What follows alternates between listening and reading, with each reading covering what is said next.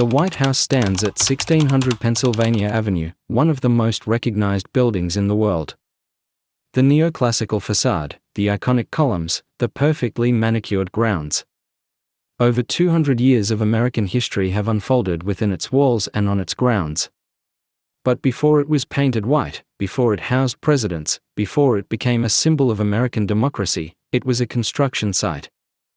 The building rose slowly from swampy ground along the Toac River. The work took years. The labor came from multiple sources, both free and enslaved. This is the story of how the White House was built, the political compromises that determined its location, the architectural competition that selected its design, the Irish architect who drew the plans, the craftsmen and labourers, some paid and some enslaved, who turned those plans into stone and timber, the fire that nearly destroyed it, the reconstruction that made it what we recognize today. The building's history is complicated. It was constructed during a period when slavery was legal in much of the United States. Some of the people who built it were enslaved. That reality is part of the story, neither to be ignored nor sensationalized, but understood as historical fact. The White House took shape between 1792 and 1800 with major reconstruction after 1814. Understanding how and why it was built requires understanding the young nation that commissioned it. The compromises, the constraints, the ambitions, all shaped the building that emerged. If you're interested in architectural history and how America's most famous residents came to exist, please consider subscribing. I would also love if you gave a comment if you have additional insights on the story of the White House. Let's begin with the decision that made everything else possible.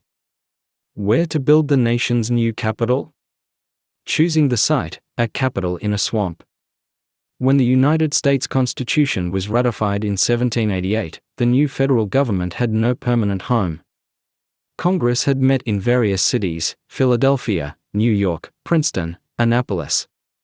The question of where to establish a permanent capital became a significant political issue.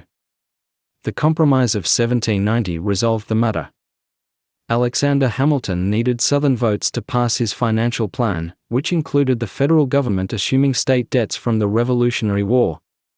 Thomas Jefferson and James Madison wanted the capital located in the South rather than in northern cities like Philadelphia or New York.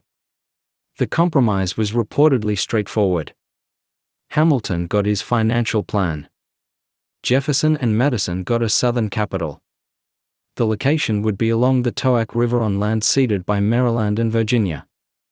President George Washington was given authority to select the specific site within a designated area. Washington chose a location that included existing settlements at Georgetown and Alexandria. The area was not ideal by many measures. Much of the land was swampy. The terrain was uneven. Summers were reportedly hot and humid. The PTOAC could flood. But the location had political advantages that outweighed practical concerns.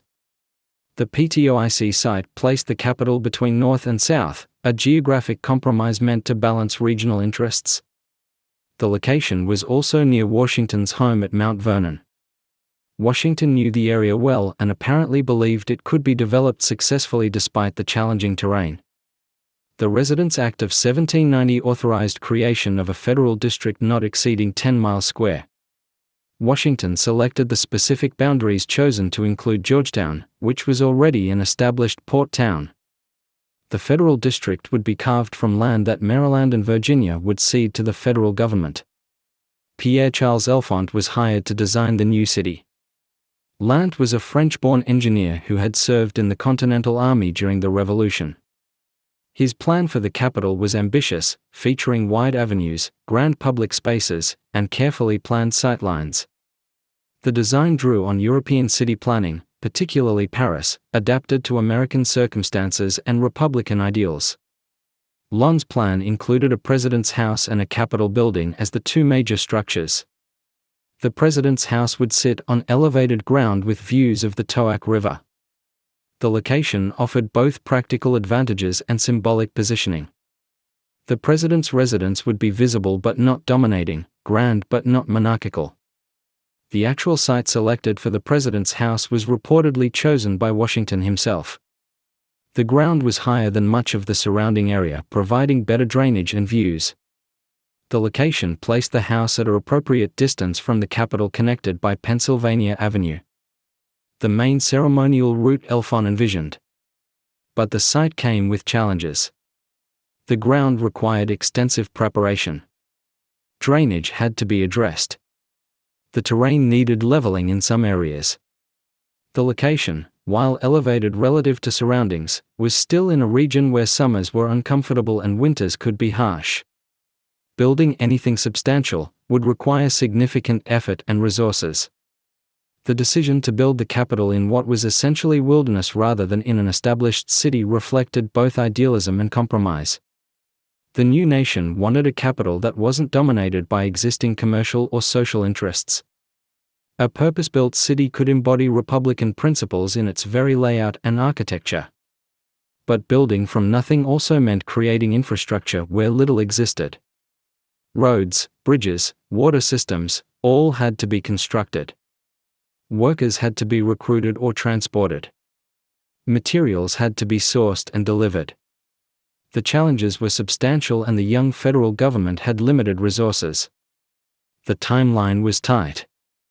The government was scheduled to move to the new capital in 1800. That gave approximately 10 years to design and construct the essential buildings and infrastructure. For a major public building like the President's House, that was an extremely compressed schedule. Washington understood the challenges, but apparently remained committed to the PTOAC location. He worked closely with the commissioners appointed to oversee development of the federal district. The site was chosen. The plan was approved. The next step was determining what the President's House would actually look like. The competition, designing a President's House. In 1792, the commissioners overseeing development of the federal district announced an architectural competition for the President's House. The competition was advertised in newspapers inviting architects to submit designs. The winner would receive $500 or a medal of that value, a substantial prize for the period. The competition instructions specified certain requirements. The house needed to accommodate both the president's private residence and official functions.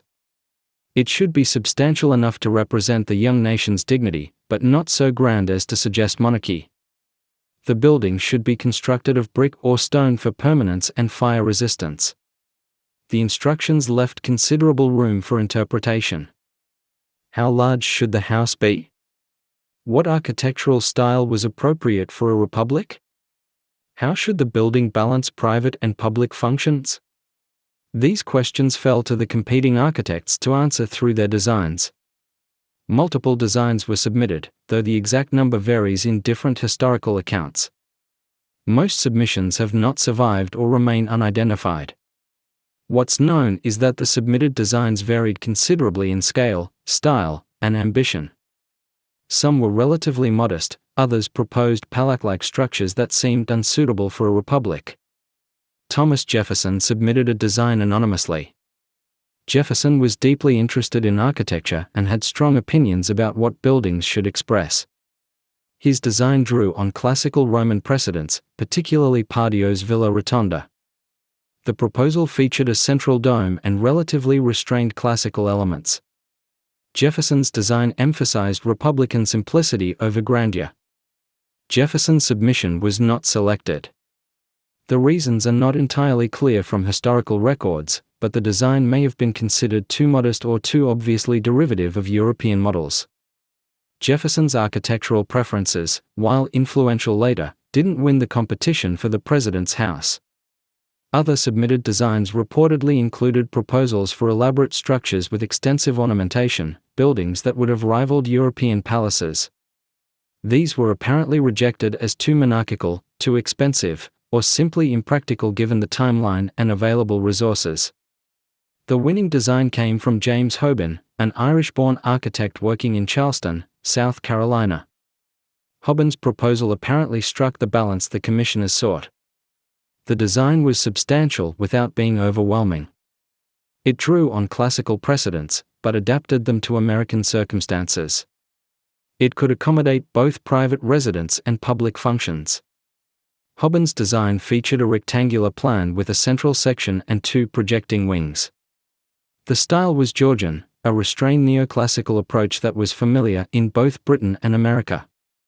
The facade would feature evenly spaced windows, classical proportions, and relatively simple ornamentation. The design suggested dignity and permanence without monarchical pretension. The selection process involved both the commissioners and President Washington. Washington's preferences apparently influenced the final choice. He had strong opinions about the capital's development and took active interest in the president's house design. Washington's approval of Hobben's plan was essential to its selection. The competition revealed tensions about what the president's house should represent. Too modest and it might diminish the nation's dignity. Too grand and it might suggest the president was becoming a monarch. The selected design attempted to navigate between these concerns, creating a building that was impressive but not overwhelming, permanent but not oppressive. Hobben's winning design would guide construction, though modifications would occur during building. The basic form, the proportions, the general character, all came from the competition entry. The selection determined what would rise on the prepared site along the PTOAC. The competition also established that American public architecture would draw heavily on European precedents while attempting to adapt them to Republican principles. The president's house would look classical because classical architecture suggested permanence, order, and connection to ancient Republican Rome, but it would be American in its specific expression and its careful avoidance of monarchical grandeur. James Hobben, the Irish architect's vision. James Hobben was born in Ireland around 1758. He trained as an architect and builder, reportedly learning his craft in Dublin. Ireland in the 18th century had substantial architectural activity with neoclassical buildings rising in Dublin and other cities. Hobben's training exposed him to Georgian architecture, the restrained classical style that dominated British and Irish building during that period. Hobben immigrated to America after the Revolutionary War, settling in Philadelphia before moving to Charleston, South Carolina. Charleston was a prosperous port city with active construction. Hobben established himself there, designing and building houses for wealthy clients. His work demonstrated competence in the Georgian style he'd learned in Ireland. When the competition for the president's house was announced, Hobben was reportedly in Philadelphia on business. He learned of the competition and decided to enter. His experience and training made him well qualified. He understood classical proportions, could execute designs in stone or brick, and had actually built substantial structures rather than just drawing plans. Hobben's winning design drew inspiration from Leinster House in Dublin. Leinster House, built in the 1740s, was the residence of the Duke of Leinster. The building featured a similar rectangular plan, Georgian facade, and classical proportions to what Hobben proposed for the president's house. Hobben adapted rather than copied, modifying Leinster House's design for American circumstances and Republican purposes. The design featured 3 stories. The ground floor would contain service and utility spaces. The main floor, accessed by a grand staircase, would hold the primary public rooms. The upper floor would provide private quarters for the president's family. This vertical arrangement separated public and private functions while keeping everything under one roof. The facade followed Georgian principles. Symmetrical window arrangement, central entrance with classical portico, restrained ornamentation focusing on proportion rather than elaborate decoration. The design achieved grandeur through scale and proportion rather than through ornate details. This approach suited both available resources and Republican principles. Hobben's plan included substantial interior spaces. A large entrance hall would run through the center of the building. Major rooms would open off this central space, including what would become the East Room, the largest space in the house designed for public gatherings and formal entertainments. The state dining room would accommodate official dinners. Smaller rooms would serve various official and private purposes. The design was practical as well as symbolic. The rectangular plan with projecting wings created a building that could be constructed in stages if necessary. The Georgian style used familiar construction techniques. The materials specified: stone for exterior walls and timber for interior structure and floors, were available in the region or could be transported relatively easily. After winning the competition, Hobben became superintendent of construction for the President's House. He would oversee the entire building process from preparing the site to final finishing work. This role gave Hobben substantial control over how his design was realized, though he would also face pressures to modify plans as construction progressed and budgets tightened. Hobben's relationship with President Washington reportedly shaped some aspects of the design. Washington wanted the building larger than Hobben's original competition entry proposed. Hobben modified his plans, increasing the overall dimensions while maintaining the basic design principles. The changes made the building more impressive, but also more expensive and time-consuming to construct. The architectural choices Hobben made would influence American public buildings for generations. The Georgian style, the classical proportions, the emphasis on symmetry and restrained ornament all became standard for government architecture. Hobben's design established patterns that countless later buildings would follow or reference. Hobben's work on the President's House would occupy years. The construction would proceed slowly, facing numerous challenges, but Hobben's vision, his design principles, and his practical execution would determine what emerged. The building that stands today reflects Hobben's training, his aesthetic preferences, and his adaptation of Irish-Georgian architecture to American purposes and circumstances. Breaking ground at the foundation and early construction. Construction of the President's House officially began on October 13, 1792. The cornerstone was laid in a ceremony that marked the start of major building operations. The date was carefully chosen, occurring on the anniversary of Christopher Columbus' arrival in the Americas, linking the new building to themes of discovery and national foundation. The actual ceremony was reportedly modest. President Washington was present along with commissioners overseeing the federal district development and local officials. The cornerstone itself was placed, though its exact location within the foundation has been lost to history. Later attempts to locate the original cornerstone during renovations have been unsuccessful. Before construction could begin properly, the site required extensive preparation. The ground needed leveling in some areas. Drainage had to be addressed to prevent water problems in the foundation. Trees and vegetation had to be cleared. The work was labor-intensive and took considerable time before the actual building could rise. The foundation was built from stone. The walls would sit on substantial foundations designed to support the building's weight and prevent settling. The foundation work was critical and time-consuming. Poor foundation work could compromise the entire structure. Hobben supervised carefully, ensuring the work met necessary standards. Stone for the exterior walls came from quarries at Aquia Creek in Virginia, approximately 40 miles from the building site.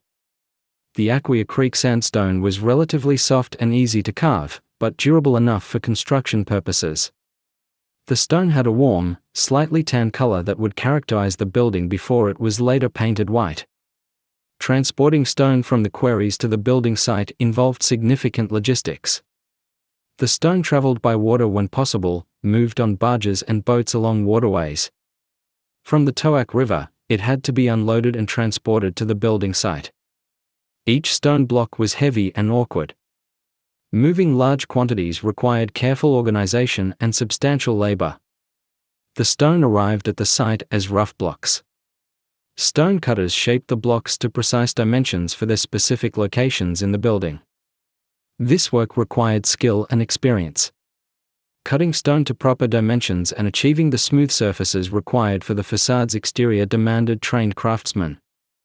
The workforce assembling for the construction was diverse in both skills and legal status. Skilled craftsmen, including stone cutters, masons, and carpenters, were essential. Many of these skilled workers were free men, often immigrants with European training.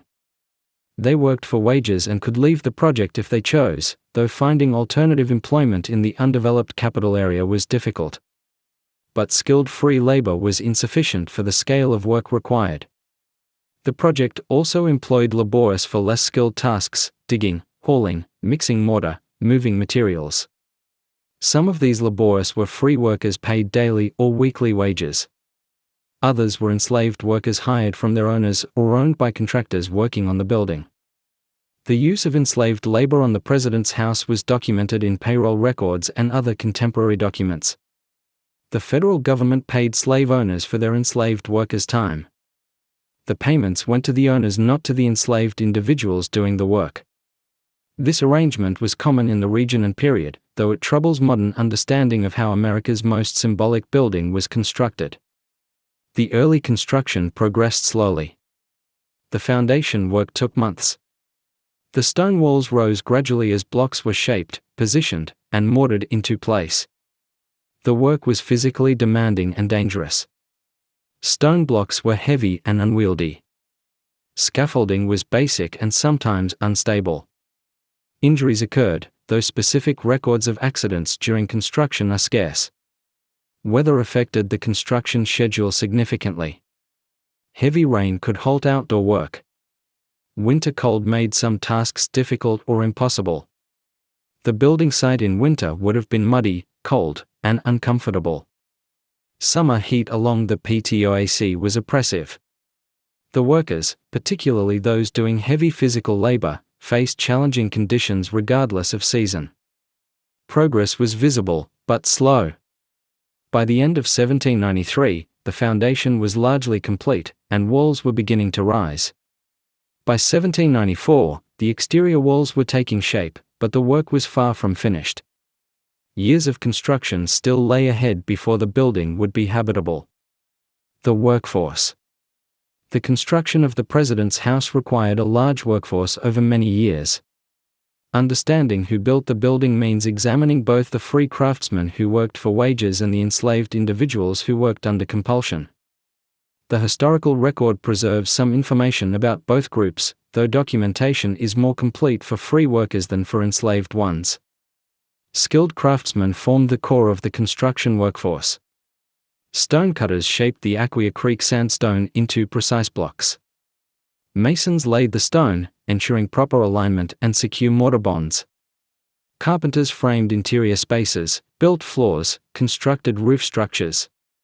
Plasterers finished interior walls. Each craft required years of training and experience. Many skilled craftsmen were immigrants, particularly from Britain and Ireland. They brought European training to American projects. These workers generally received regular wages. Surviving payroll records document payments to named individuals for specific work periods. The records show that skilled craftsmen were paid substantially more than unskilled laborers, reflecting their training and the critical nature of their work. Some skilled workers were enslaved but had learned trades through apprenticeship or on-the-job training. Enslaved carpenters, masons, and blacksmiths worked on the president's house alongside free craftsmen. The distinction was legal status, not necessarily skill level. An enslaved carpenter might be as skilled as a free one, but the enslaved worker's labor benefited his owner rather than himself. Unskilled labor was required in enormous quantities. Digging foundations, moving stone, hauling materials, mixing mortar, clearing debris. This work required strength and endurance, but not specialized training. Much of this unskilled labor came from enslaved workers hired by the federal government from their owners. The hiring arrangements were straightforward. Slave owners would contract with the government commissioners to provide laborers for specified periods. The government paid the owners daily or weekly rates. The owners provided food, shelter, and clothing for their enslaved workers. The enslaved individuals themselves received no direct compensation, though owners sometimes provided small rewards or incentives to encourage productivity. Payroll records preserved at the National Archives document these hiring arrangements. The records list payments to slave owners by name, specifying how many enslaved workers were provided and for what periods. What the records generally don't provide are the names of the enslaved individuals actually doing the work. The workers existed in official documents primarily as line items in payment ledgers. Some names of enslaved workers have been recovered through careful historical research. Records sometimes mention individuals by first name when documenting specific tasks or incidents.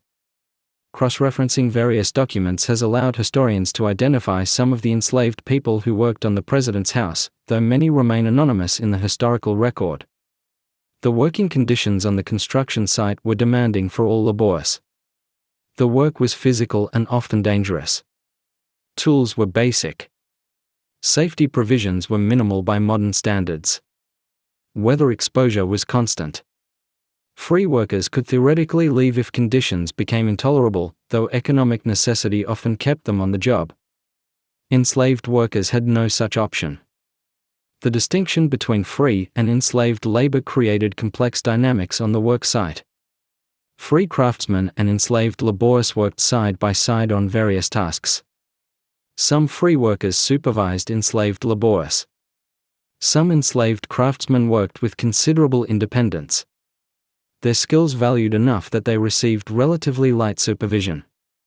The social hierarchies were complex based on both skill and legal status. The use of enslaved labor on federal construction projects was normal for the time and place. The federal district was carved from Maryland and Virginia, both slave states.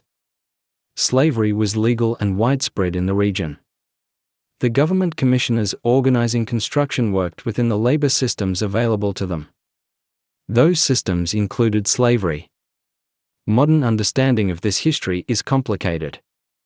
The President's House, now the White House, is a powerful symbol of American democracy and freedom. The fact that enslaved people helped build it creates uncomfortable tension. The building represents ideals that its construction contradicted. This contradiction is historical fact, neither to be ignored nor overstated, but recognized as part of the complex reality of how the United States developed. The workforce that built the President's House included free immigrants seeking opportunity, skilled craftsmen practicing their trades, and enslaved people compelled to labor without compensation or choice. All contributed to raising the building. The free workers received wages and could build lives for themselves. The enslaved workers received nothing and remained in bondage. Both groups' labor made the building possible. Recap 2 halves. Building the walls, stone, labor, and progress. Music. The exterior walls of the President's House rose slowly between 1793 and 1797. The process required careful coordination of quarrying, transportation, stone cutting, and masonry. Each stage involved substantial labor and presented its own challenges. At the Aquia Creek quarries in Virginia, workers extracted sandstone blocks from the ground. Quarrying required knowledge of stone formation and proper extraction techniques. Workers had to identify natural fracture lines in the stone, place wedges correctly, and split blocks without shattering them. The work was skilled and dangerous. The quarried blocks were rough and oversized when extracted. Initial shaping often occurred at the quarry site to reduce weight for transportation. Workers removed obviously excess material, creating blocks that were approximately the right dimensions, but still required final finishing. This preliminary work made the blocks somewhat lighter and easier to handle during transport. Transportation from quarry to building site was a multi-stage process. The stone traveled by water when possible, loaded onto barges that moved along waterways to the Toac River and then to wharves near the construction site. Water transport was more efficient than overland hauling for heavy materials. Each barge could carry multiple stone blocks, though loading and unloading required careful handling to prevent damage. From the river wharves, the stone had to be moved over land to the building site. This required wagons and teams of horses or oxmen. The roads were often poor, particularly in wet weather. Moving heavy stone blocks on unpaved roads was slow and difficult. Each block had to be loaded onto wagons, secured, transported, and unloaded at the construction site. At the building site, stone cutters finished the blocks to precise dimensions. This work required skill and patience. The facade stones needed smooth outer surfaces and precise edges to fit tightly together. Interior stones could be less perfect, but still had to meet structural requirements. Stone cutters worked with hammers, chisels, and other hand tools, gradually shaping each block to specification. The finished stone blocks were then lifted into position. For the lower courses of walls, lifting was manageable with basic equipment and muscle power. As the walls rose higher, scaffolding became necessary. Workers built wooden scaffolds that allowed them to work at height while providing platforms for hoisting stone blocks. The hoisting equipment was simple by modern standards. Rope, pulley, and wooden cranes lifted the heavy blocks. Multiple workers coordinated to raise each stone, position it precisely, and lower it into place. The process was slow and required constant attention. A block dropped or positioned incorrectly could damage other work or injure workers. Masons laid the positioned blocks, working with mortar to bond them together. The mortar made from lime, sand, and water had to be properly mixed and applied. Too thin and it wouldn't provide adequate bonding. Too thick and it would be difficult to work. The masons checked alignment constantly, using levels and plumb lines to ensure walls rose straight and true. The wall construction proceeded in sections. Work focused on raising walls to a certain height in one area before moving to adjacent sections. This approach allowed for more efficient use of scaffolding and equipment. It also distributed the weight of the building more evenly, reducing risk of settling problems while construction was ongoing. Interior walls rose alongside exterior walls. The interior walls were generally brick rather than stone, as brick was less expensive and adequate for interior purposes. Bricklayers worked simultaneously with stonemasons, creating the interior structure that would divide the building into rooms and support upper floors. The work proceeded regardless of season, though weather could halt or slow operations. Rain made some tasks impossible, particularly mortar work, which required dry conditions. Winter cold could freeze mortar before it set properly. Summer heat was exhausting for workers doing physical labor. The construction site was operational year-round, but productivity varied significantly with weather conditions. The workforce composition remained diverse. Free craftsmen, particularly the stone cutters and masons, were essential for skilled work. Enslaved laborers provided much of the muscle power for moving materials and assisting skilled workers. The mix of free and enslaved labor continued throughout the wall construction phase. Progress was steady but slow. By 1795, the walls had reached full height in some sections, but construction was far from complete. By 1796, the basic structure was taking recognizable form. Visitors to the site could see the building's intended shape and scale, but extensive work remained before the structure would be weatherproof, let alone habitable. The stone itself required ongoing maintenance, even during construction. Aqua Creek sandstone was relatively soft. Weathering could damage exposed surfaces. Workers sometimes had to repair or replace stones that deteriorated before the building was complete. This added unexpected work and expense to an already demanding project. Safety was a constant concern. Workers labored at height on scaffolding that was basic and sometimes unstable. Heavy materials were hoisted overhead. Tools could slip. Accidents occurred, though detailed records of injuries during this period are scarce. The dangerous nature of the work was accepted as normal for major construction projects of the era. By 1797, the exterior walls stood essentially complete. The building's footprint and exterior form were established. The structure was becoming recognizable as the design Hoban had won the competition to build. But completing the exterior walls was only part of the work. The roof, the interior floors and partitions, the finishing work, all still lay ahead. Years of construction remained before the president's house would be ready for occupancy. The enslaved craftsmen, skills, and contributions. Among the enslaved workers who labored on the president's house, some possessed specialized skills that made them valuable beyond basic physical labor. These craftsmen worked in trades that required years of training. Carpentry, masonry, stone cutting, blacksmithing. Their contributions were essential to the building's construction, though their stories are often harder to recover from historical records than those of free workers. Enslaved carpenters worked on various aspects of the building's interior structure. Carpentry was one of the most common skilled trades for enslaved workers in the late 18th century. An enslaved person who learned carpentry could be hired out profitably by their owner. The skills also provided some degree of autonomy, as skilled craftsmen often worked with less direct supervision than unskilled laborers. The carpentry work on the president's house included framing interior walls, building floor structures, constructing roof framing, and creating staircases. This work required understanding structural principles, ability to read plans or receive complex instructions, and skill with hand tools. An enslaved carpenter on this project would have been doing work identical to that of free carpenters, though their compensation went to their owner rather than themselves. Some enslaved workers functioned as stonemasons or worked under the supervision of master masons. Masonry required particular skills. Understanding how to lay stone or brick properly, how to work with mortar, how to maintain alignment and level.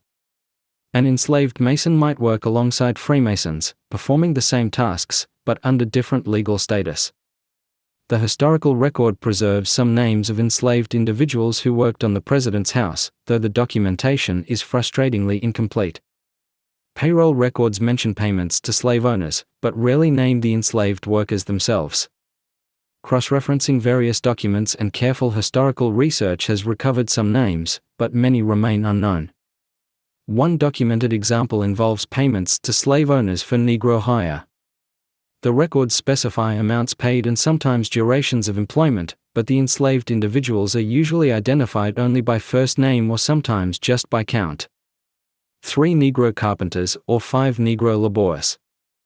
This documentation style reflected the legal reality that enslaved people were property rather than individuals with full legal standing. The working conditions for enslaved craftsmen differed somewhat from those of unskilled enslaved laborers. Though both groups remained in bondage, a skilled enslaved craftsman might have slightly better conditions because their specialized abilities made them more valuable to their owners. An injured or sick skilled worker represented greater economic loss than an unskilled laborer.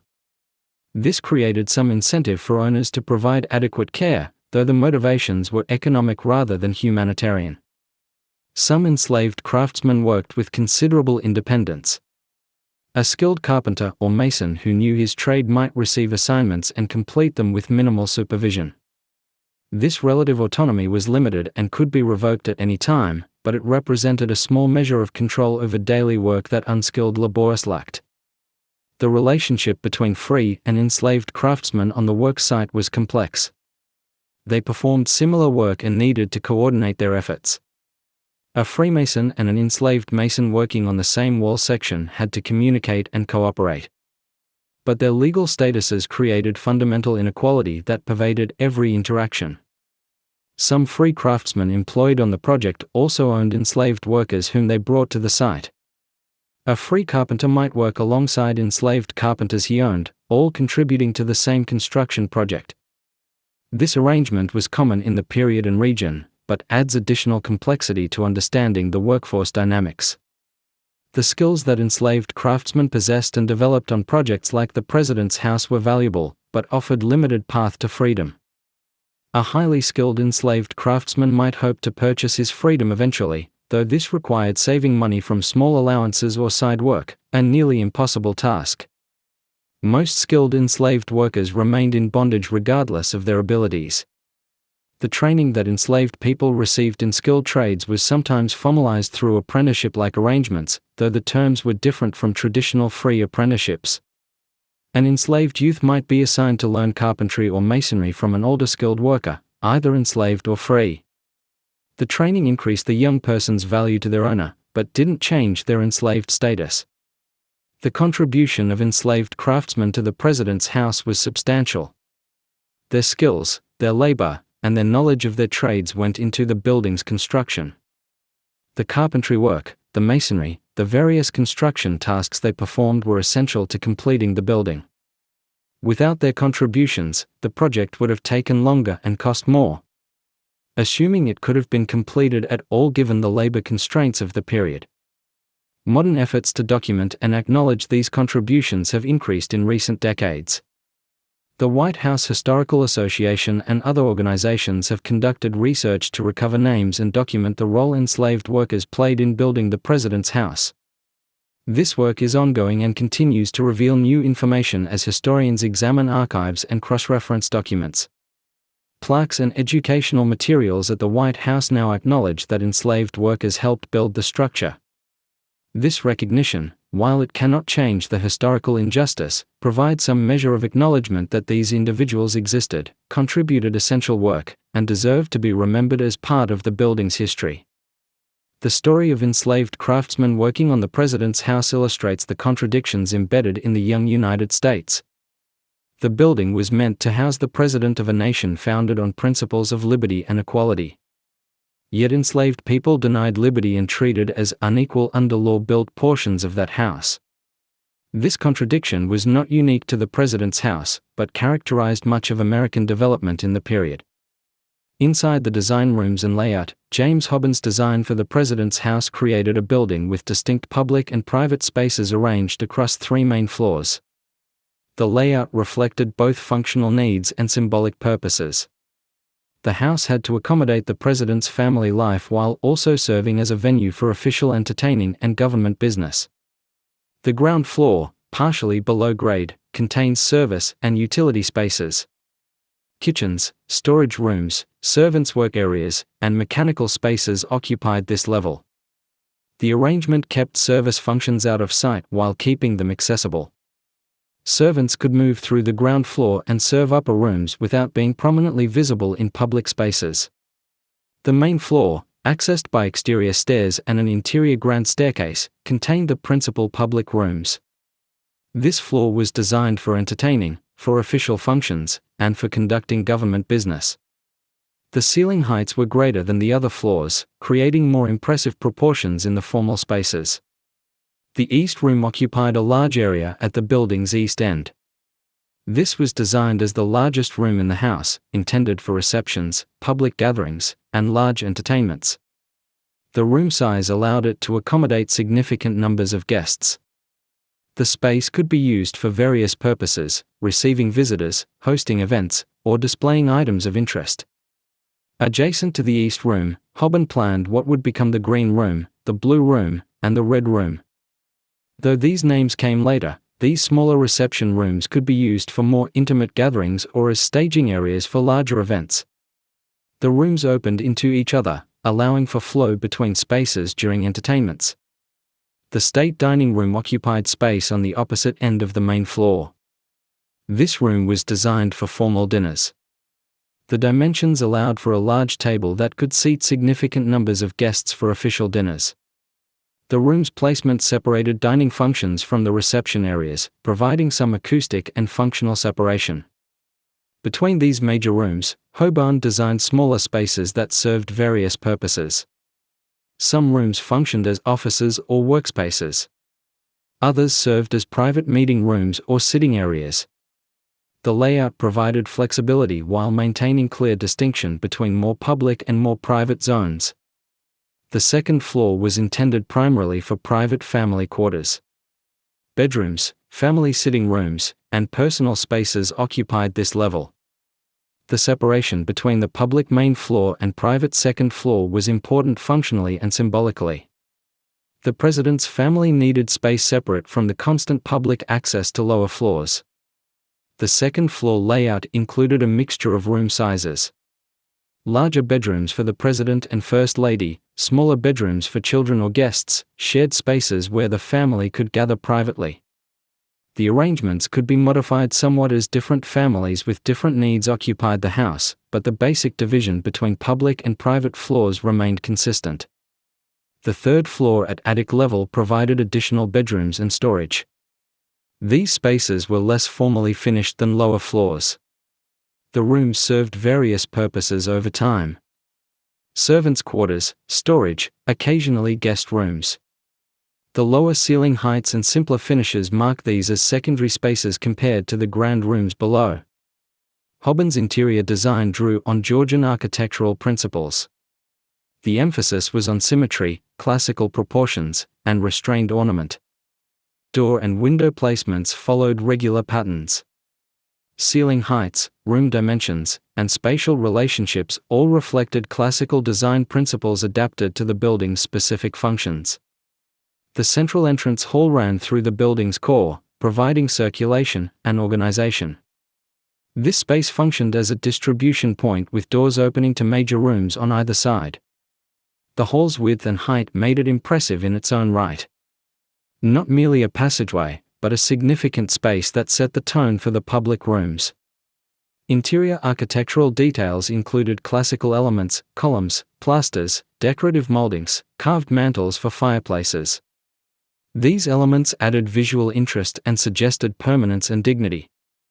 The level of ornamental detail varied by room importance. The most public spaces received the finest finishing work. The building's interior structure used timber framing common for the period. Floor joists, beams, and roof structure were all wood. The timber came from forests in the region, cut to dimension and assembled on site. The wooden structure would eventually become a vulnerability during the War of 1814 when the building burned. But during construction, it was the most practical structural approach. The interior walls between major rooms were substantial, providing both structural support and acoustic separation.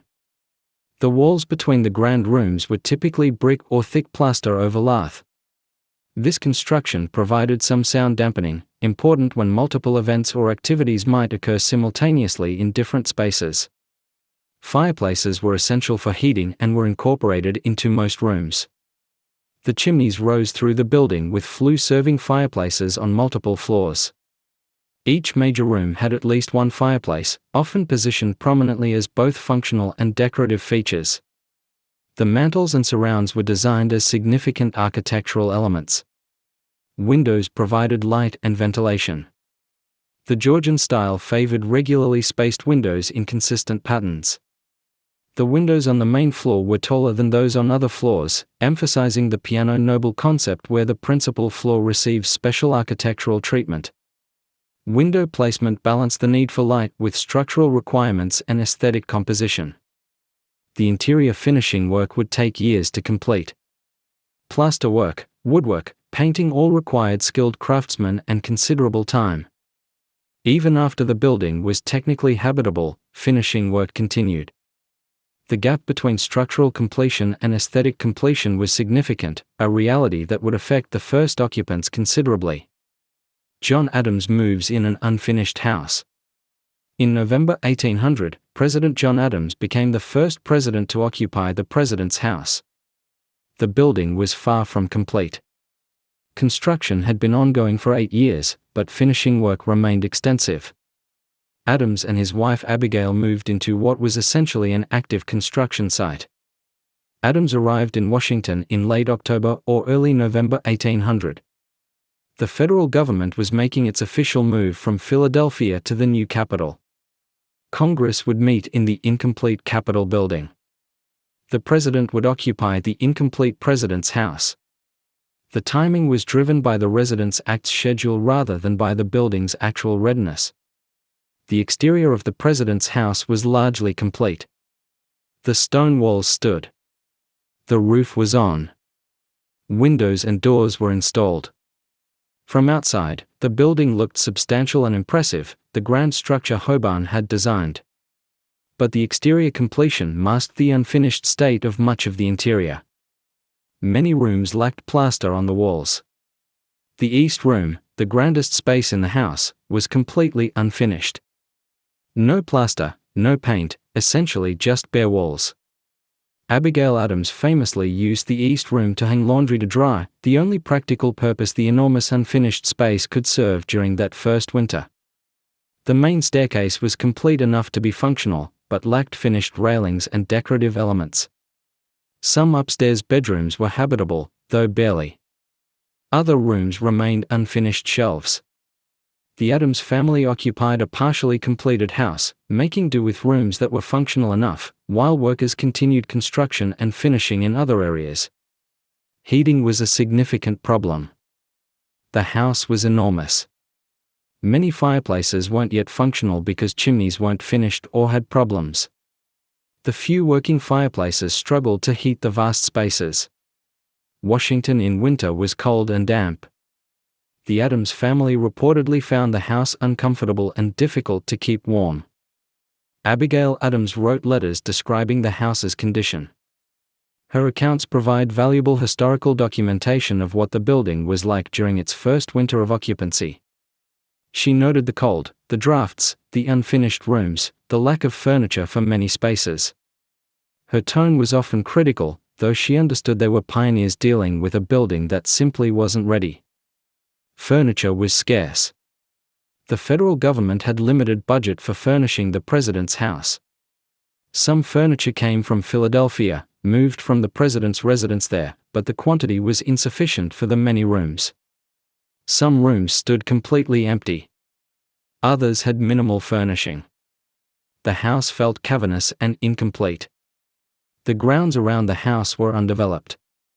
The construction site remained visible with materials, equipment, and work areas scattered around the property. Roads in the area were poor. The immediate environment was muddy when wet, dusty when dry. The grand setting Hoban had envisioned existed more as potential than reality. In November 1800, staff accommodations were limited. The ground floor service areas were functional but basic. Housing for servants and staff was inadequate for the number of people needed to operate even a partially functional president's house. The organization and operation of the household during that first winter was reportedly chaotic. Despite the difficulties, Adams attempted to use the house for official purposes. He received visitors, though entertaining was limited by the house's unfinished state. The partially completed public rooms could be used when necessary, but formal entertaining on any significant scale wasn't practical given the conditions. Adams's presidency ended in March 1801. He lost the election of 1800 to Thomas Jefferson. Adams left Washington quickly after Jefferson's inauguration, meaning he occupied the president's house for only about 4 months. His time in the building was brief and largely unsatisfactory given the incomplete state of the structure. The Adams occupancy established that the building was technically habitable even if far from comfortable. Later presidents would occupy a house that, while still requiring ongoing work, was more complete and more functional. But Adams and Abigail were the pioneers living in a grand but unfinished structure during that first winter. The experience highlighted the gap between ambitious architectural plans and practical reality. The president's house was designed to be impressive and dignified. In November 1800, it was impressive externally, but internally it was still very much a work in progress. The vision existed, but the execution remained incomplete. Workers continued construction and finishing work throughout Adams's occupancy and beyond. The presence of the president in the building complicated the work but didn't stop it. Construction crews and presidential household had to coexist in the same structure with predictable complications and conflicts over space and access. The Adams experience established precedents about what was minimally necessary for the president's house to be occupied. Basic weatherproofing, some habitable rooms, functional fireplaces in essential spaces. These minimum conditions had been achieved by November 1800, allowing occupancy even though much work remained. Later occupants would benefit from additional finishing and would complete more of Hoban's original vision. Completing the vision, Jefferson's modifications. Thomas Jefferson became the third president and the second to occupy the president's house when he took office in March 1801. Jefferson had strong opinions about architecture and had submitted his own design in the original competition. Though his design hadn't been selected, his architectural interests would shape his approach to the building during his presidency. Jefferson found the house still incomplete when he moved in. The interior finishing work that had been barely begun during Adams's occupancy continued slowly. Jefferson took active interest in completing the building and modifying some aspects to suit his preferences and needs. His modifications would leave lasting marks on the structure. One of Jefferson's significant contributions was the development of the east and west terraces. Hoban's original design had included some provision for subsidiary wings or connections, but Jefferson expanded and formalized these elements. The terraces extended from the main house toward east and west, creating covered walkways and additional service spaces. The east terrace and west terrace served multiple purposes. They provided covered passages connecting the main house to support buildings. they created additional space for storage and service functions. They also improved the building's visual composition, extending its horizontal reach and connecting it more effectively to the surrounding landscape. The terrace design reflected Jefferson's interest in classical architecture. The covered walkways with classical columns referenced Roman and Italian precedents. Jefferson had traveled extensively in Europe and studied classical ruins. His architectural additions to the president's house drew on that knowledge and those aesthetic preferences. Jefferson also worked to complete interior spaces that had remained unfinished. The East Room finally received plaster and paint during his administration, though it remained sparsely furnished. Other rooms were finished and furnished gradually. The house became more complete and more functional during Jefferson's 8 years in residence. The grounds received attention as well. Jefferson was interested in landscape design and wanted the president's house to sit in appropriate surroundings. He worked on improving the immediate grounds, though major landscape development would come much later. Trees were planted, paths were laid out. The area around the house gradually became less construction site and more designed landscape. Jefferson modified some interior spaces to accommodate his interests in working style. He was particularly interested in natural history and maintained collections of specimens, maps, and scientific instruments. Rooms in the president's house were adapted to house these collections and to serve as working spaces for Jefferson's various intellectual pursuits. The building's functionality improved during Jefferson's presidency, partly through simple completion of planned elements, but also through modifications that addressed practical problems. The heating issues that plagued the Adams occupancy were partly addressed through completion of chimney systems and improved fireplace construction. The house became gradually more comfortable and more livable. Jefferson's democratic ideals influenced how he used the house. He was reportedly uncomfortable with excessive formality and preferred relatively accessible interactions with citizens. The house's grand scale and formal spaces existed in some tension with Jefferson's political philosophy. He navigated this tension by using the spaces more informally than some later presidents would. During Jefferson's presidency, the capital city itself developed gradually. The president's house was no longer an isolated structure in largely undeveloped terrain. Buildings appeared nearby.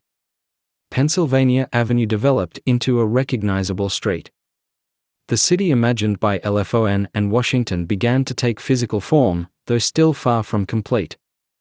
The president's house benefited from this broader development. Better roads improved access. Nearby construction provided additional workforce when needed for ongoing work on the president's residence. The house began to exist in an actual urban context rather than in relative isolation. Jefferson left office in 1809. By then, the president's house was substantially more complete than when Adams first occupied it. Interior spaces were finished. The terraces added functional space and architectural interest. The grounds were beginning to look designed rather than incidental. The building Hoban had designed was closer to realization. But Jefferson's tenure also demonstrated that the president's house would continue evolving. Each president would make modifications driven by changing needs, tastes, and circumstances. Hoban's design provided the framework, but the building would never be truly finished in the sense of being static and unchanging. It would adapt continuously to the needs of its occupants and the nation they led. Burning Reconstruction. Year. The War of 1812. British torched the president's house. On August 24, 1814, British forces entered Washington and set fire to multiple government buildings, including the president's house. The burning occurred during the War of 1812, a conflict between the United States and Britain that had been ongoing since June 1812. The attack on Washington represented retaliation for American burning of government buildings in York, the capital of Upper Canada, the previous year. President James Madison and his administration had received warnings that British forces were approaching. The American military attempted to defend Washington, but was defeated at the Battle of Bladensburg on August 24. The loss left Washington essentially undefended. Madison and his cabinet fled the city. First Lady Dolly Madison remained at the president's house longer, working to save important documents and items before evacuating. Dolly Madison's actions during those final hours have become legendary. She reportedly oversaw the removal of important papers, including copies of the Declaration of Independence and other significant documents. She also ordered the rescue of the full-length portrait of George Washington by Gilbert Stuart that hung in the state dining room. The painting was too large to remove easily, so the frame was reportedly broken and the canvas removed. The items Dolly Madison saved represented more than just valuable property. They were symbols of the young nation's history and continuity. Her determination to preserve these items even as British forces approached demonstrated both personal courage and understanding of their symbolic importance. The rescued Washington portrait remains in the White House today. After Dolly Madison's evacuation, British forces entered the president's house. Contemporary accounts suggest the soldiers found the house still set for dinner with food and wine on the table. The British officers reportedly ate the prepared meal before beginning the destruction. This detail, whether fully accurate or somewhat embellished in later retellings, added to the narrative of the house's violation. The British set fires in multiple rooms throughout the building. They used combustible materials to ensure thorough burning. The wooden interior structure, floors, and roof framing burned intensely. The heat was sufficient to crack stone in some areas. The fire consumed furniture, interior finishes, and essentially everything combustible within the structure. The sandstone exterior walls survived largely intact. Stone doesn't burn, though extreme heat can damage it. The walls that had taken years to construct and position remained standing, though blackened by smoke and damaged by heat. The survival of the exterior walls would prove crucial for reconstruction. Without them, rebuilding would have required starting essentially from nothing. The destruction extended to the terraces Jefferson had built. The wooden elements of these structures burned. Some portions collapsed. The damage was thorough and deliberate. The British intended to destroy the building as punishment and as a symbolic blow to American government. They succeeded in the destruction but not in breaking American resolve. Other government buildings burned the same night. The Capitol building was torched with both the House and Senate chambers destroyed. The Treasury building burned. The War Department building was targeted. The systematic destruction of government structures was meant to humiliate the United States and demonstrate British power. The burning occurred at night and contemporary accounts describe the glow visible for miles. Weather reportedly helped limit the destruction. A thunderstorm moved through the area on August 25, producing heavy rain and possibly a tornado. The rain helped extinguish fires that might otherwise have burned even more thoroughly. The storm also reportedly convinced British commanders to begin withdrawing from Washington, fearing being trapped by American forces gathering in the area. The British withdrawal left Washington a damaged city. The president's house stood as a burned shell. The Capitol was ruined. Multiple other structures were destroyed or damaged. The young nation's capital had been attacked and severely damaged. The psychological and symbolic impact was significant beyond the physical destruction. When Madison and other officials returned to Washington, they confronted the extent of the damage. The president's house was uninhabitable. The Madison moved to temporary quarters, first at the Octagon House and later at other locations. The question immediately arose: rebuild or abandon Washington as the capital?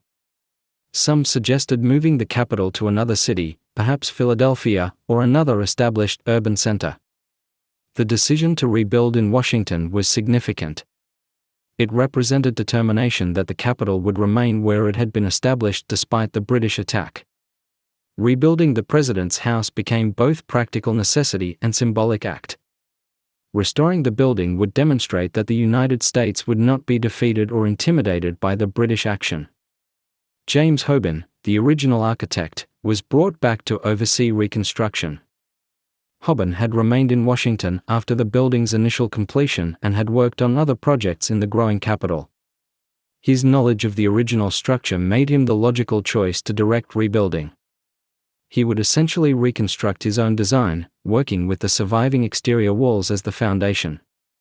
The burned president's house stood as a ruin through the remainder of 1814 and into 1815. The structure was unstable in places.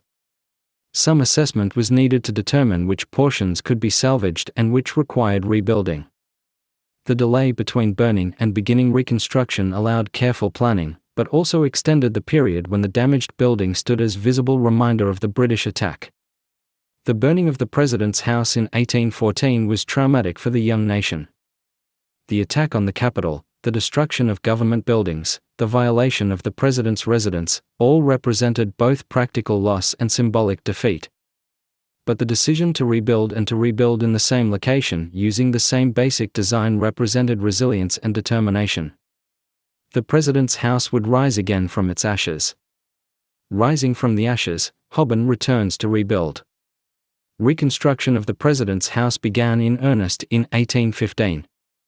James Hobben returned to direct the rebuilding, working with the surviving exterior walls and essentially reconstructing everything else. The project would take approximately 3 years, with the house becoming habitable again by late 1817.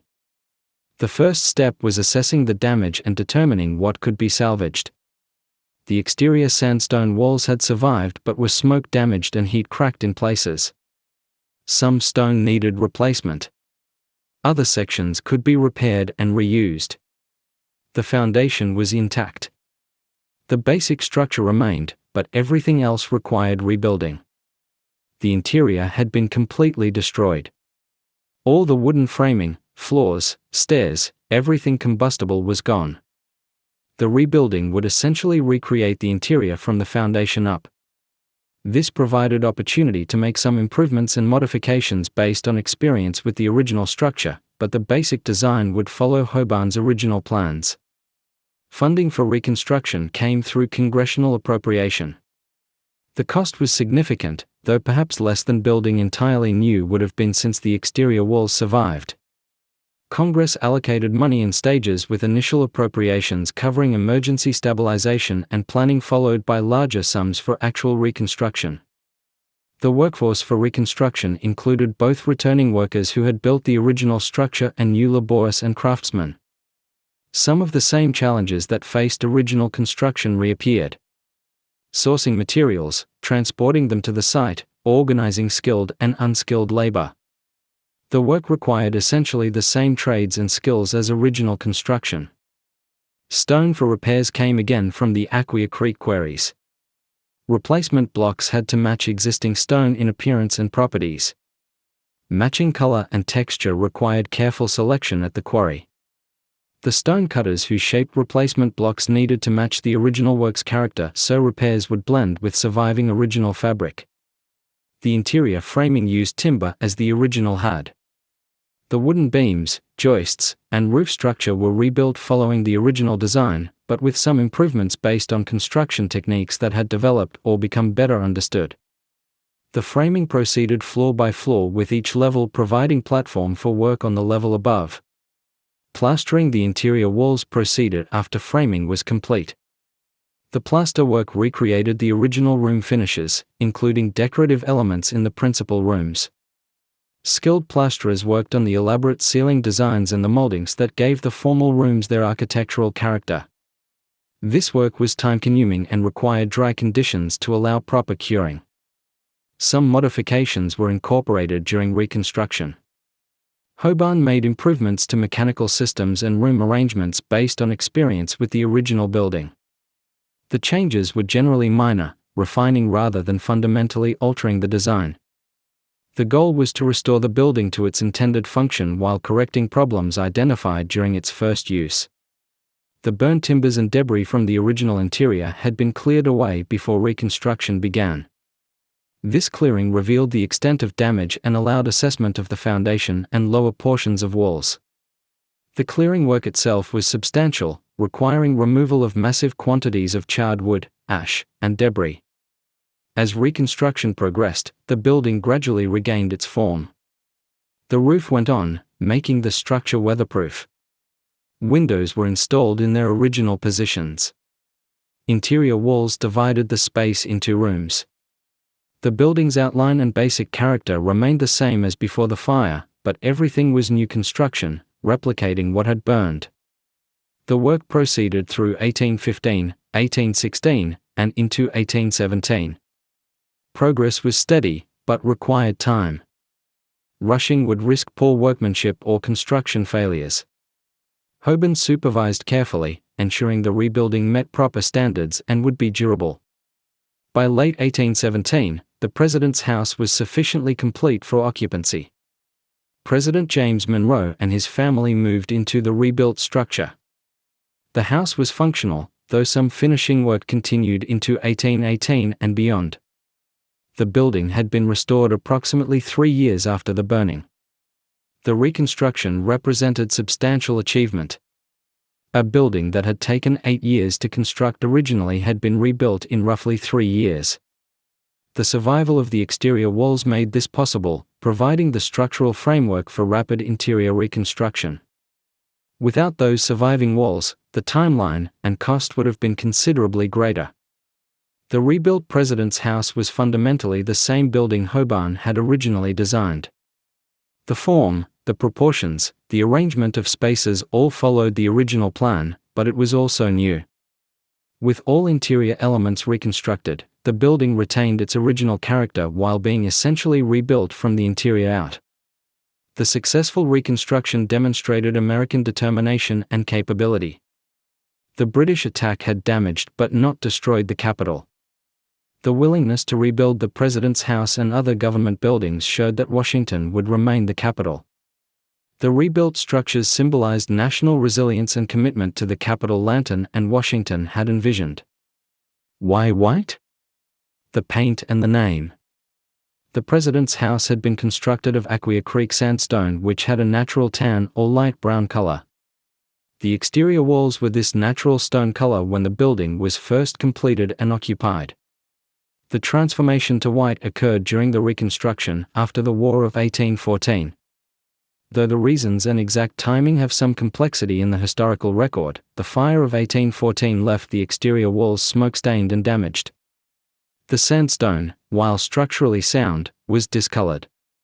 The stone had darkened from smoke and in some areas showed effects of the intense heat. The walls needed attention beyond just structural repair. Some surface treatment would be necessary to restore the building's appearance. Whitewashing or painting stone buildings was not uncommon in the period. The treatment served multiple purposes. It protected the stone from weathering. It created a uniform appearance even when stones varied somewhat in color or quality. It provided a finished look that raw stone sometimes lacked, particularly when the stone had weathered or been damaged. The decision to paint the President's house white during Reconstruction was reportedly practical. The paint covered smoke damage and discoloration. It created a clean, uniform appearance. White paint was relatively inexpensive and readily available. The color also had symbolic appeal, suggesting freshness, purity, and renewal after the fire's destruction. The painting occurred during or shortly after the Reconstruction in 1815 through 1817. Sources vary on exact timing, but the building was painted white as part of the restoration work. The transformation was immediate and striking.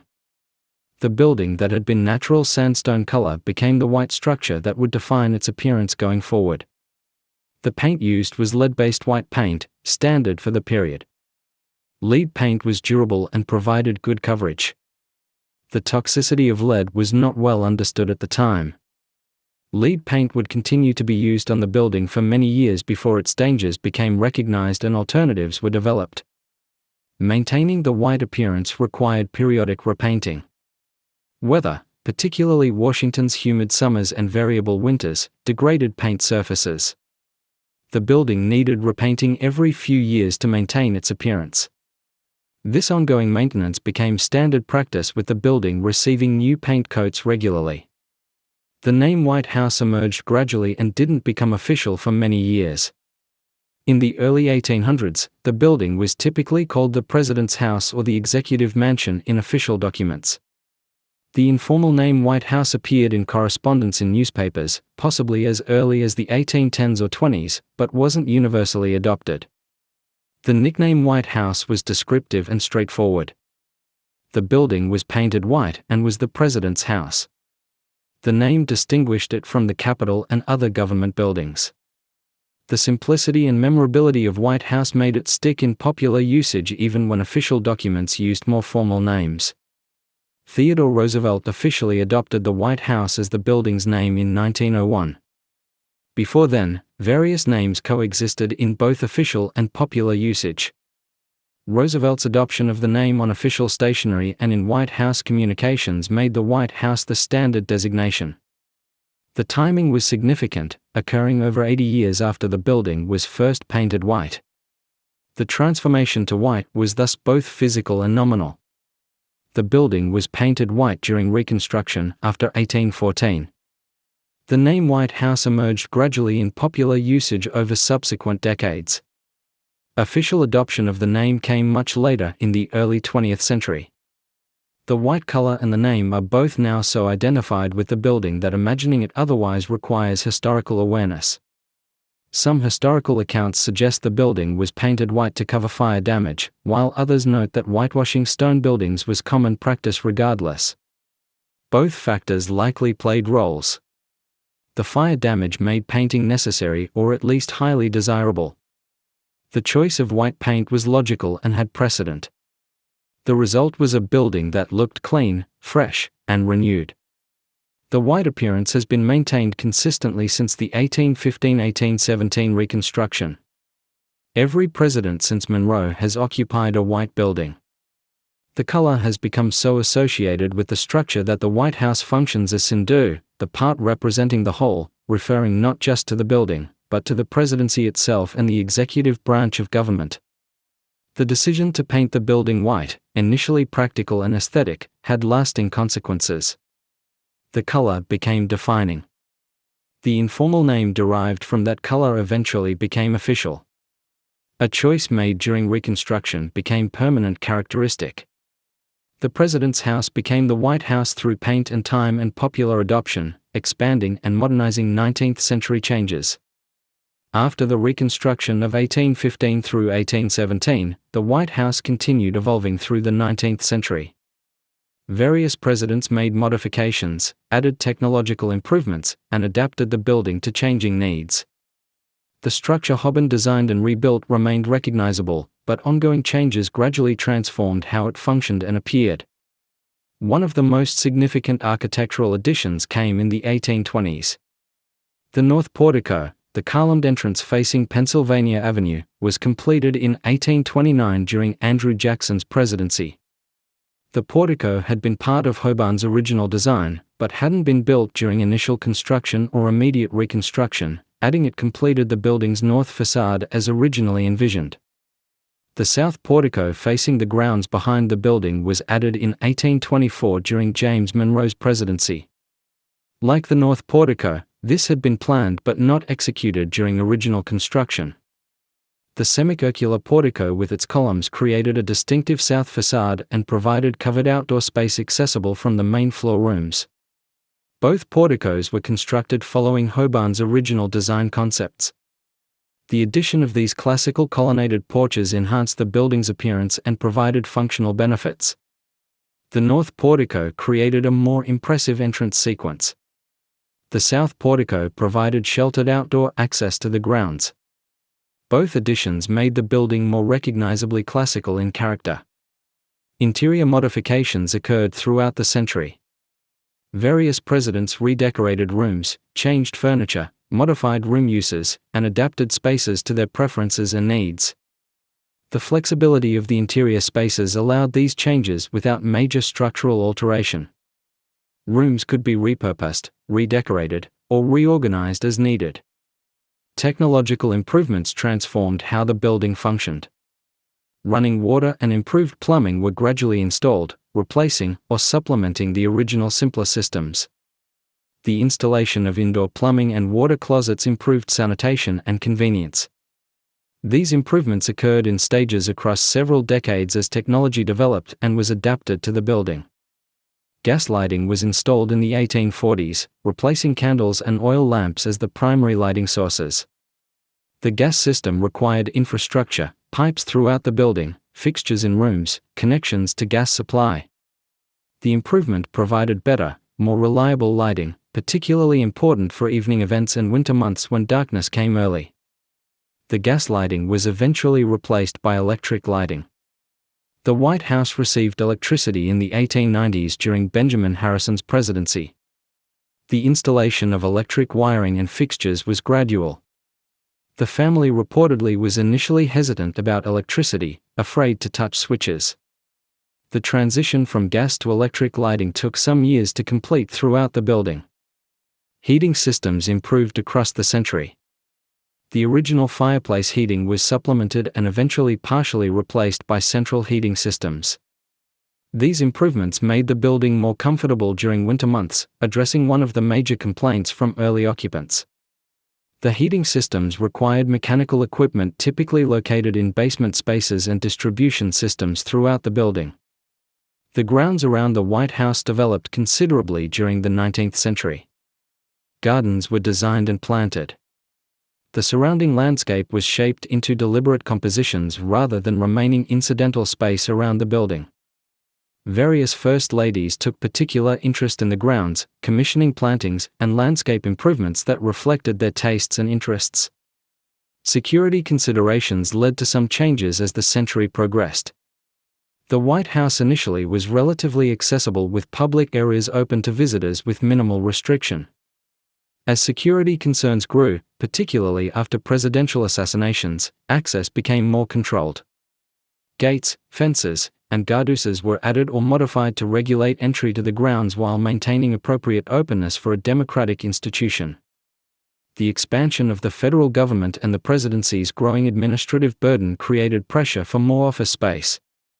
The White House wasn't designed primarily as an office building, but presidents needed space to work and staff needed accommodations. Interior rooms were adapted for office use. The tension between the building's residential character and its function as executive office grew across the century. By the late 1800s, the White House showed the effects of continuous occupation and the cumulative impact of various modifications. The building needed maintenance and updating. The structure that had been rebuilt after 1814 had been in use for over 80 years. Wear was visible. Systems were aging. A more comprehensive renovation would be necessary in the coming century to address structural and functional issues. The 19th century modifications taken together represented ongoing adaptation of Hobart's design to changing needs and circumstances.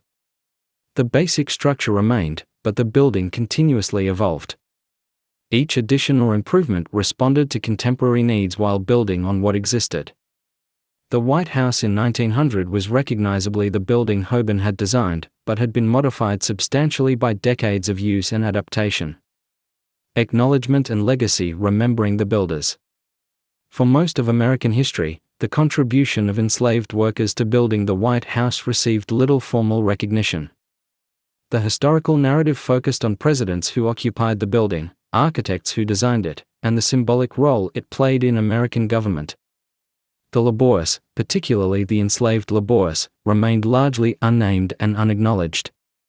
This began changing in the late 20th century as historians paid increasing attention to the role slavery played in building Washington and the nation's early infrastructure.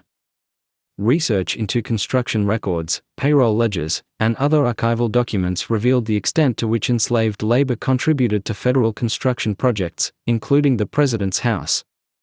The work of documenting enslaved workers' contributions has been painstaking.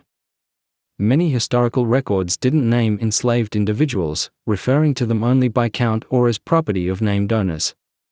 Cross-referencing various documents, examining payment records to slave owners, and carefully reconstructing work assignments has allowed historians to recover some names and document some individual contributions.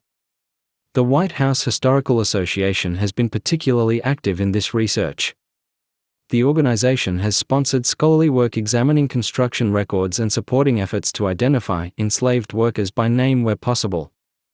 The goal has been to move beyond acknowledging slavery's role generally to documenting specific individuals' contributions whenever records allow.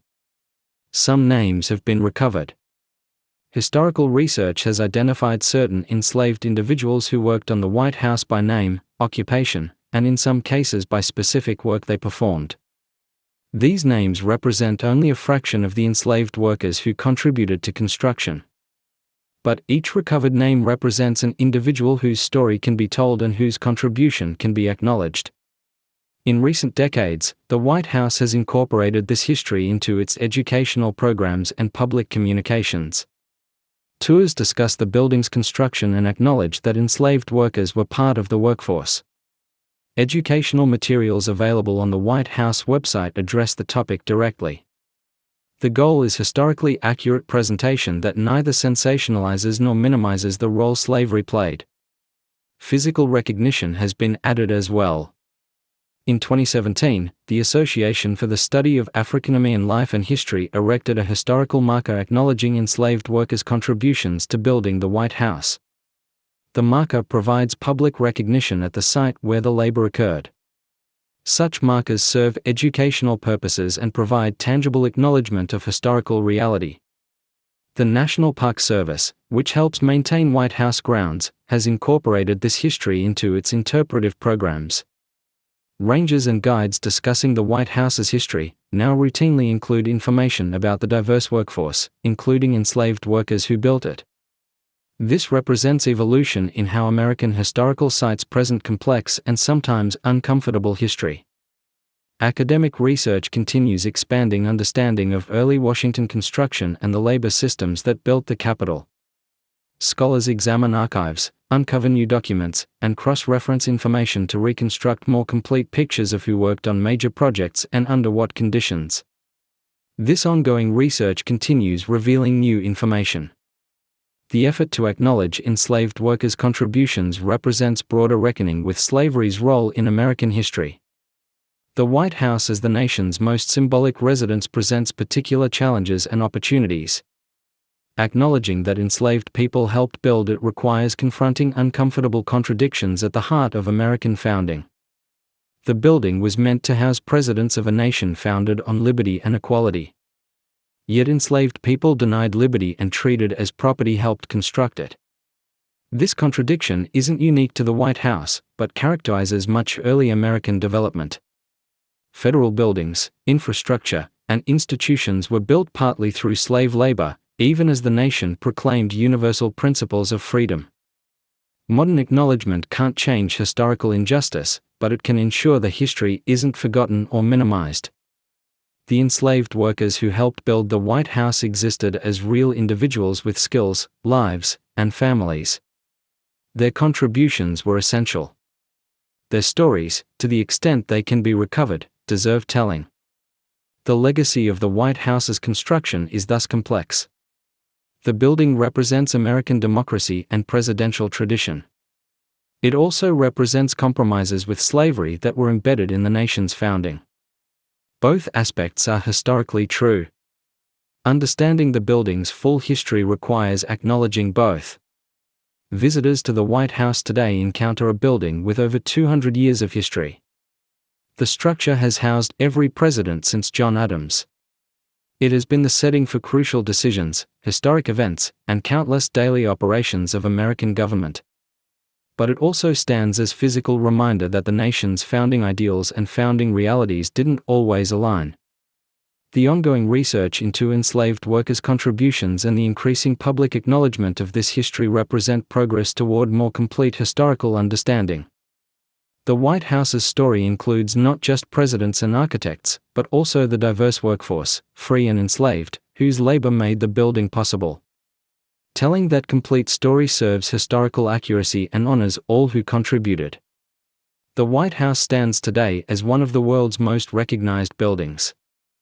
The neoclassical facade, the white columns, the carefully maintained grounds, all create an image of stability, tradition, and democratic governance. Over 200 years of history have shaped both the building and its meaning. But the White House's story begins not with presidents or ceremonies, but with construction. The building rose from swampy ground along the Potomac through years of difficult labor. The timeline from cornerstone to first occupancy stretched 8 years. The work was demanding, dangerous, and difficult. The building we see today represents thousands of hours of human effort. That effort came from diverse sources. Free craftsmen brought skills learned through apprenticeship in America and Europe. Immigrants sought opportunity in the growing capital. Enslaved workers compelled without choice or compensation provided essential labor. All contributed to raising the structure. The building exists because of their work regardless of whether they labored freely or in bondage. James Hobin's design provided the framework, a Georgian structure adapted to Republican purposes. The design balanced grandeur with restraint, creating a building impressive enough to represent a nation, but not so grand as to suggest monarchy. The balance was deliberate and reflected the political sensibilities of the young United States. The building's survival of the 1814 burning and its subsequent reconstruction demonstrated resilience. The decision to rebuild rather than relocate the capital was significant. The restored building painted white emerged from destruction to become the structure we recognize today. The burning and reconstruction are as much part of the building's history as its original construction. The White House has evolved continuously since completion. Porticos added architectural character. Technological improvements transformed how the building functioned. Interior modifications adapted spaces to changing needs. The structure Hobin designed has been modified by every era since, each leaving its mark while respecting the original framework. The building's meaning has evolved as well. Initially just the President's House, it has become the White House, a name now official and universal. The building represents not just presidential residence, but American executive power generally. The White House announces policies, makes statements, serves as syncdosh for the presidency itself. Understanding the White House's full history requires acknowledging complexity and contradiction. The building represents democratic ideals. It also was built partly through slave labor, a fact that complicates its symbolism. Both aspects are historically true. Neither should be emphasized at the expense of the other. Complete history embraces complexity. The modern efforts to acknowledge enslaved workers' contributions represent important historical work. Research continues recovering names and documenting individual contributions. This work serves accuracy and honors those whose labor was essential but long unrecognized. The White House's story includes everyone who built it, free and enslaved. For contemporary visitors, the White House functions as museum, symbol, and working residence. Simultaneously, tours allow public access to rooms where history unfolded. The building operates continuously as the president's home and workplace. These functions coexist with the building serving multiple purposes that sometimes exist in tension. The White House will continue evolving. Future occupants will make modifications. Technology will advance, requiring new systems and capabilities. The building will adapt while maintaining connection to its origins. This continuity amid change has characterized the structure since completion and will likely continue indefinitely. The White House's most important legacy may be its demonstration that significant public buildings can endure across centuries while remaining functional and relevant. The structure built between 1792 and 1800 still serves its original purpose over 2 centuries later. This longevity is remarkable and speaks to the quality of Hobin's design and the skill of those who built it. The building connects present to past tangibly. The stone walls standing today include blocks quarried and shaped in the 1790s. The rooms where current presidents work and live are the same spaces Hobin designed. The building provides physical continuity across American history, a structure that has witnessed and housed over 200 years of presidential governance. If you found this exploration of the White House's construction and history valuable, please consider subscribing for more documentaries about American architectural and historical subjects. Thank you for watching.